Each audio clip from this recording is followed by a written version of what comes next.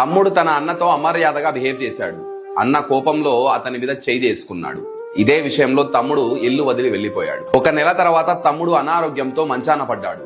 Treatment కోసం అతని దగ్గర చిల్లి గవ్వలేక ఇబ్బందుల్లో ఉన్నాడు. ఆ పరిస్థితిలో సహాయం కోసం తన ఫ్రెండ్ కి ఫోన్ చేసి తన పరిస్థితి గురించి చెప్పి డబ్బులు అడిగాడు.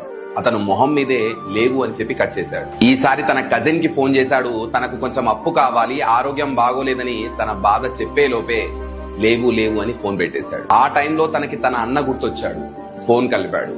అన్న తమ్ముడి ఫోన్ చూసి ఫోన్ లిఫ్ట్ కూడా చేశాడు. అన్న ఫోన్ లేపి హలో అనంగానే తమ్ముడు ఫోన్ కట్ చేశాడు. ఎందుకంటే గతంలో తను చేసిన పనికి అతని మొహం చెల్లక. అన్న తమ్ముడికి ఏం ప్రాబ్లం ఉందో అని చెప్పేసి రిటర్న్ కాల్ చేశాడు. తమ్ముడు కాల్ కూడా లిఫ్ట్ చేశాడు. అన్న అన్నాడు, తమ్ముడు ఎలా ఉన్నావురా?